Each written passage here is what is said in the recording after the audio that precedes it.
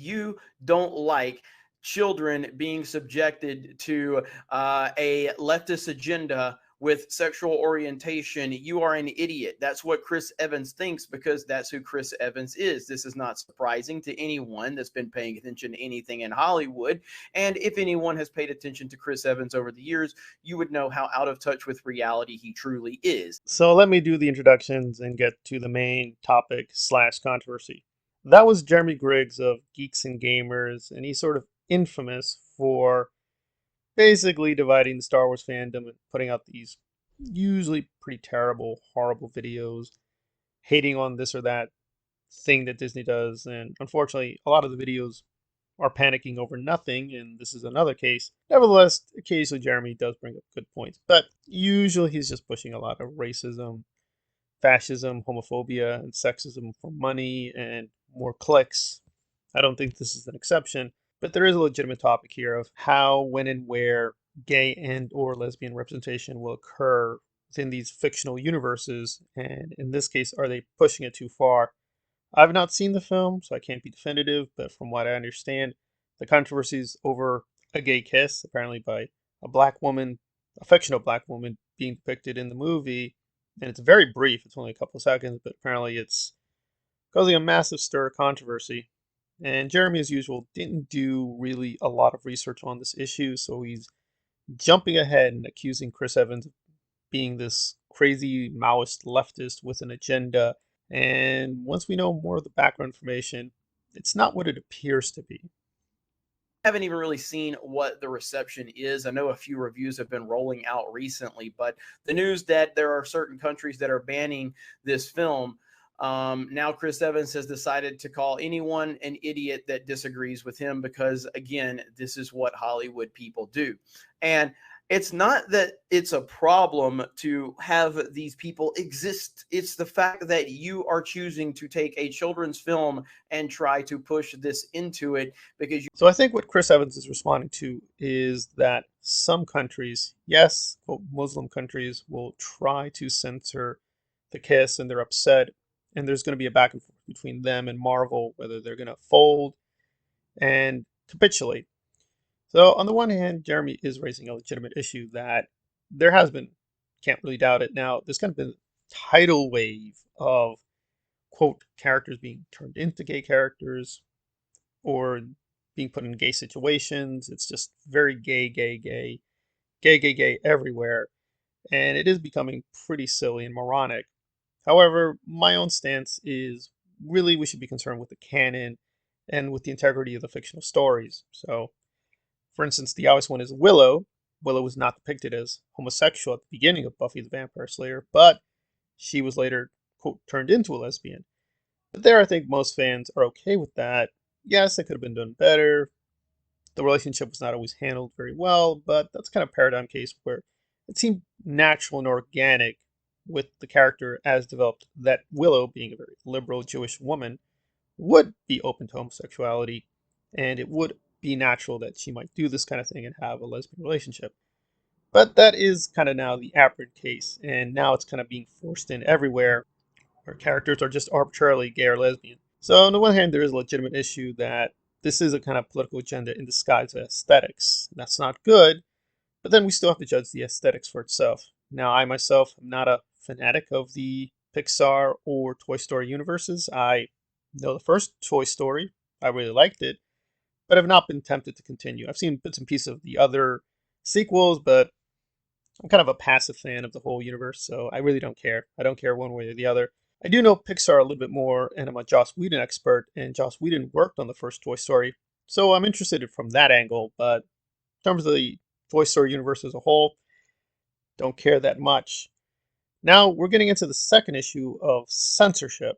Now there I think we can be a little bit more firm. are going to take a completely different approach with Chris Evans. But I think the quartering got it spot on right here with how he was approaching that because that's what the media does. and they try to distort, manipulate, and twist anything so they can put out a negative image of the person they are trying to represent if it goes against their narrative. But Chris Evans doesn't go against their narrative because Chris Evans is an NPC. He doesn't know how to think for himself. And now he's out there telling anyone that disagrees with him that you are an idiot. So are you calling Muslims idiots? Can you clarify that for us, Chris Evans? I would just like a little bit of a clarification if you don't mind. I'm sure you'll be very transparent with us, won't you? And that's a lot of the problem that people like me have, is that we continue to see that they pander all the time to these countries. Yet they also try to call people all of these horrible names, and they try to label people that are just critical of their hypocrisy and go, oh no, you guys are against this, that, and the other, and we're not going to stand for that. Yet you market your film to these countries and you edit out these scenes that you claim are so powerful and important, and we have to have them. Even if this isn't a good idea, should they censor it? No. And Jeremy again is bringing up a false dichotomy. Well, unfortunately, he doesn't clarify very much because he's speaking vaguely of Disney and the stock price. He should tell people the stock prices have been bad all over the place. It's not just Disney. So it's not saying very much. So again, he's gaslighting and really distorting the information. But he does raise, again, a legitimate issue. But again, we need more information. I think what he's referring to is the Eternals, because the Eternals had a similar situation, though there, I think it's much worse. I think there, you can actually be against it in a much more firm way, because apparently there was a black character who's gay and he was having a kiss with this other person of color. And the thing is with the Eternals, it's based on the Jack Kirby comic books. And it's a little complicated because Kirby wanted that continuity to be its own thing. It wasn't supposed to be a part of the Marvel continuity, but they later forced the Eternals into the Marvel continuity. So it's very confusing all around. But as far as I know, the original canonical characters were never gay. They were all heterosexual. They're kind of weird. It's very hard to describe them. They're kind of these weird in-between characters of super beings and gods, and they're working for the Celestials, who are these cosmic entities. It's very complicated. But in terms of the censorship issue, basically a lot of countries, including, yes, Muslim countries, asked for that kiss and other things to be cut. And I think in some cases Marvel did cut it. Now with Buzz Lightyear, we don't know. It could be they're still negotiating that issue. But Chris Evans is clearly saying, no, I don't want that. Now I know for Multiverse of Madness for a fact, they have not cut anything. And in that one, I did go see it in theaters. I did see it for myself. And there's no lesbian kiss. Basically, they kind of allude to the main character, America Chavez, as being lesbian, but they don't really say. We know for sure her parents are gay, but the scene is extremely short, only a few seconds, so if you kind of blink, you'll completely miss it. That's one plot thread I didn't like in the movie. Basically, her parents are lost, but she doesn't seem too concerned about that, so that felt a little weird. So yes, there is a kind of lesbian moment, but it was very, very quick, and from what I know, they're not censoring that, so there is consistency, at least with Multiverse of Madness. Now, as far as Chris Evans go, is he on the left? Yes, I think it's fair to say he's on the left. He has very liberal politics. But is this part of a militant gay leftist agenda? Maybe, maybe not. Apparently, Jeremy doesn't know that Chris Evans has a brother who is gay. This is a very difficult controversy because it could just be his own personal feeling from his own personal background. Does that mean he hates Muslims? No.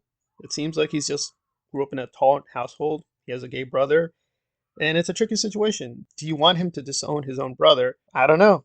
I don't know. I think Jeremy just didn't do any research and just hopped on and assumed the worst intentions from Chris Evans. Whereas I think probably even if the script didn't have a gay person in it, he'd probably ask for it to be there because that's just his own background. He wants to be tolerant about these different lifestyles. If other people disagree with that, they're free not to see the film. I don't see major controversy here, either in terms of the canon or censorship or even this particular issue. While the general trend is alarming, I think it is alarming, cases like Robin or Superman or things like that, but in particular cases, we have to be more careful. Like with Robin, I think it's really a bad idea. With Superman, I think we could be more open-minded. And as far as I know, in this case, they're not really disturbing canon. They're not taking characters from the first Toy Story and making them gay. It's a new character, so it's not clear what the controversy is about. So it just feels like he's just ginning up a false controversy for really, really bad reasons. I agree these are legitimate issues and should be debated, but I don't know if there's much of an issue here, at least in my opinion.